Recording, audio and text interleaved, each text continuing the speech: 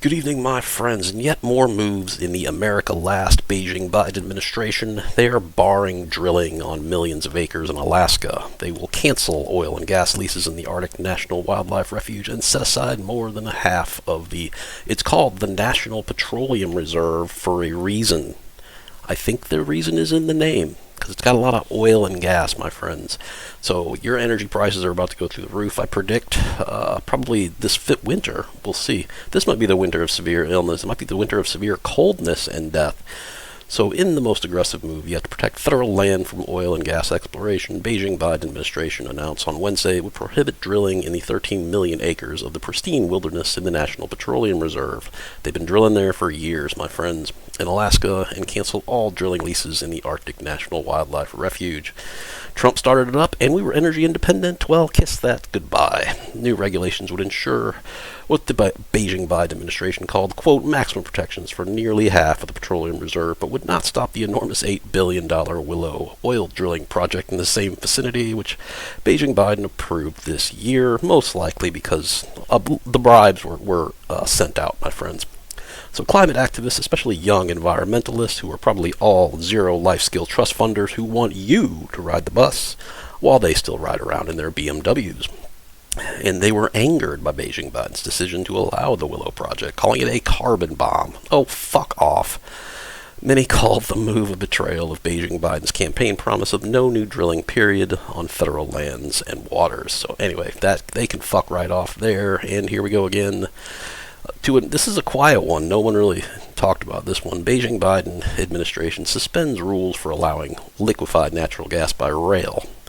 So anyway, luckily you can still transport liquefied natural gas by pipeline and truck and, lucky for me, ship. So I believe Jacksonville has a LNG terminal there. I could be wrong. So Beijing Biden suspending Trump-era rules that allowing the shipment of liquefied natural gas by rail. Now, note, no one's doing this yet, but it would be the most efficient, cost-effective way to do it. Well, I'm sorry, pipeline being the most efficient, rail being the second. Well, ship. Okay, get your shit together, Jason. Ship is the most efficient. Pipeline is second. Rail is third. But rail is available to everybody. Ship, not so much. Pipeline, not so much as well. So they want us to use green energy, my friends. Green energy. That is the panacea. Wall Street Journal, archived, of course, because fuck you. The coming green energy bailout, yes. Renewable power operators already want huge rate increases for their subsidized projects. Now, the Inflation Reduction Act, which probably will not do anything to reduce inflation, you will see it's causing inflation. It included hundreds of $billions in subsidies for green energy, but now the renewable developers want utility ratepayers in New York and other states to bail them out. Again, this is the Wall Street Journal. This isn't fucking Breitbart or Revolver.news, the burning platform. According to a report late last month, the New York State Energy Research and Development Authority, NYSERDA, a large offshore wind developers are asking for a 48% price adjustment in their contracts to cover, quote, rising costs. We told you this would happen. And the Alliance for Clean Energy New York is also requesting an average 64% price increase on 86 solar and wind projects that don't work more than half the time, my friends.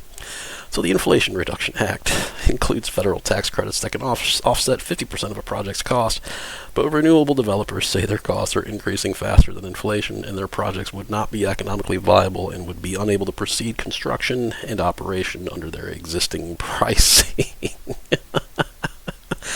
Oh my God, it's almost like we could see the future. Irony alert. One reason is that the government-forced green energy transition is driving up demand for equipment, material, and labor. Note, equipment, material, and labor, it's not malleable. You can't take the fucking server at Waffle House and get them to work on a windmill. Or some transport lines.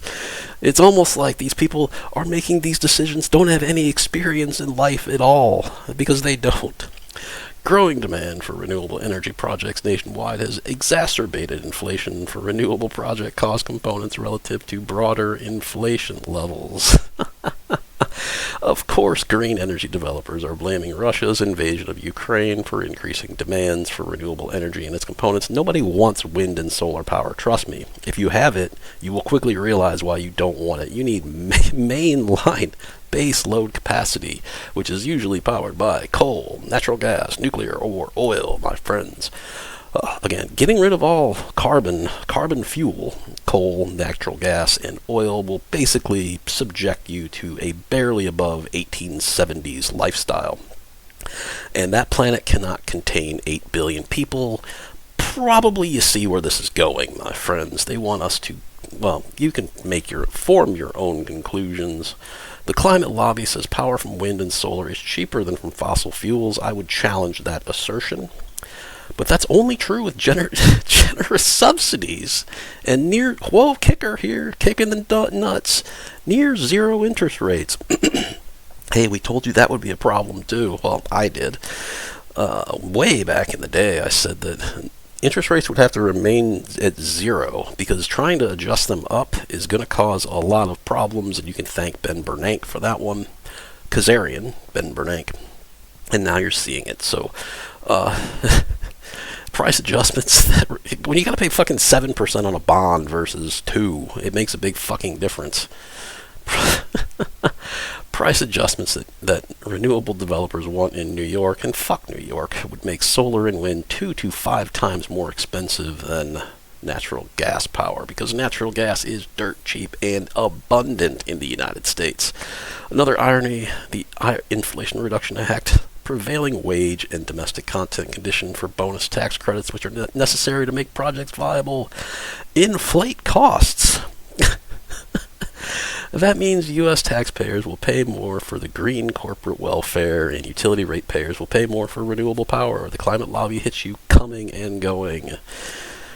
Oh boy, we had a simple solution before Joe Biden totally stole the election.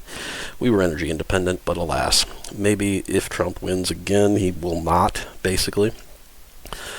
So, you know the same 6 cities are going to steal the same 6 states, and that's pretty much going to be a difference maker. And the fraud is going to be so far off the charts, it's going to be, even normies are going to know what's going on. But anyway, you're going to pay a lot more for fucking energy, and you can thank Beijing Biden for this, and I don't think he gives a shit. So, he's over in the G20. Hopefully he hasn't shit himself today, but hey, G20 is still early. So thanks for watching. If you like my content, hit subscribe, hit the like button, hit the notification bell.